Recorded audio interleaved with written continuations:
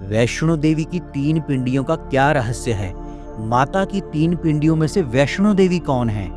दोस्तों, आप कभी ना कभी जम्मू के कटरा में स्थित वैष्णो देवी के दरबार में जरूर गए होंगे और माता के दर्शन भी किए होंगे।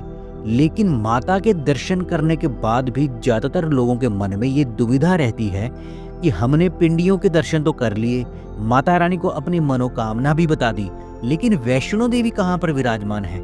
वैष्णो देवी के दर्शन तो हुए ही नहीं। क्या माता रानी की 3 पिंडियां ही वैष्णो देवी हैं? ये उत्सुकता भक्तों के मन में हमेशा से बनी आई है। लेकिन आज आपकी ये सारी कंफ्यूजन दूर होने वाली है।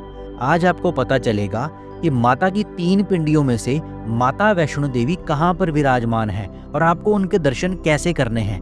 इस वीडियो को देखने के बाद जब आप दोबारा वैष्णो देवी के दर्शन करने जाओगे तो आप साक्षात माता का दीदार कर सकोगे। दोस्तों, जब आप माता वैष्णो देवी के दरबार में जाते हो तो आपको वहां माता रानी की 3 पिंडियों के दर्शन होते हैं। माता की ये 3 पिंडियां अनंत काल से उसी त्रिकूट पर्वत में स्थित हैं। जब से सृष्टि का निर्माण हुआ है तब से माता की 3 पिंडियां वहीं पर विराजमान हैं। इन्हें किसी ने नहीं बनाया है। महामाई भगवती की ये 3 दिव्य पिंडियां स्वयंभू हैं, मतलब ये पवित्र पिंडियां अपने आप प्रकट हुई हैं। जब आप माता की गुफा में प्रवेश करते हो तो आपको इन्हीं 3 पिंडियों के दर्शन होते हैं। सबसे दाईं तरफ माता महाकाली विराजमान है, बीच में माता महालक्ष्मी और सबसे बाईं तरफ माता महासरस्वती विराजमान है। माता महाकाली तमोगुण की प्रतीक है, यानी कि शत्रुओं का नाश करने वाली, महाप्रलय करने वाली, दुष्ट पापियों और राक्षसों का वध करने वाली। माता लक्ष्मी रजोगुण प्रधान है, यानी कि धन धान्य सुख समृद्धि और सबका पालन पोषण करने वाली। और माता महासरस्वती सत्व गुण की प्रतीक है, यानी कि सबको बुद्धि ज्ञान और कला देने वाली माँ। रजोगुण तमोगुण सत्वगुण, इन 3 गुणों से ही सृष्टि चलती है। इसके बिना सब कुछ अधूरा है। इसलिए माँ भगवती अपने 3 रूपों में विस्तृत होकर भक्तों को दर्शन देती हैं। वो एक ही आदि शक्ति हैं जिसमें ब्रह्मा विष्णु महेश सब समाये हुए हैं। उस आदि शक्ति जगदम्बा भवानी के अलावा ब्रह्मांड में और कुछ नहीं है। माता रानी अपने अलग अलग रूपों में अवतरित होकर अपने भक्तों को निहाल कर रही हैं। अब बात आती है कि माता वैष्णो देवी कहाँ पर विराजमान है। तो माता की ये 3 दिव्य पिंडियां जिस शिला पर स्थापित हैं, वो शिला नीचे से 5.5 फीट लंबी है और ये एक ही शिला है।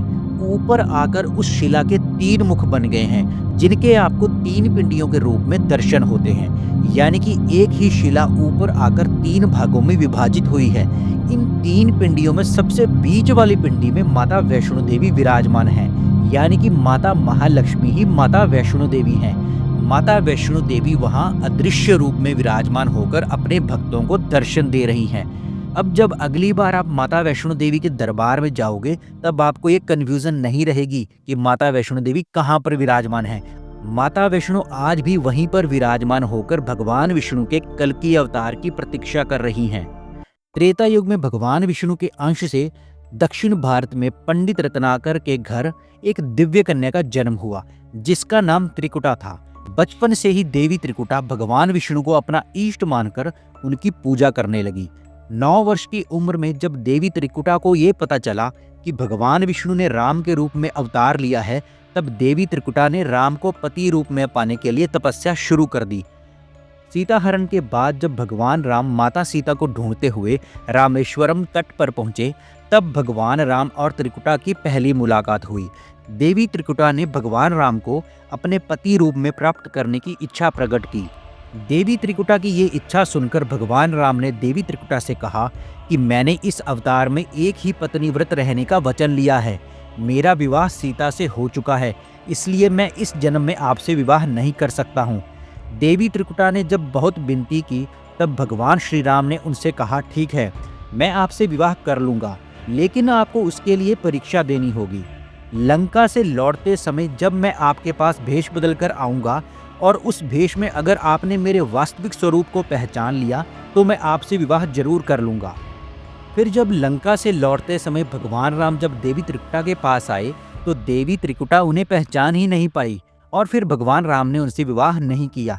लेकिन भगवान राम ने उन्हें कहा कि आपने मुझे पति रूप में पाने के लिए तपस्या की है, इसलिए कलयुग में आपकी ये इच्छा मैं जरूर पूरी करूंगा। भगवान राम ने कहा, देवी, उत्तर भारत में त्रिकूट पर्वत में एक दिव्य गुफा है।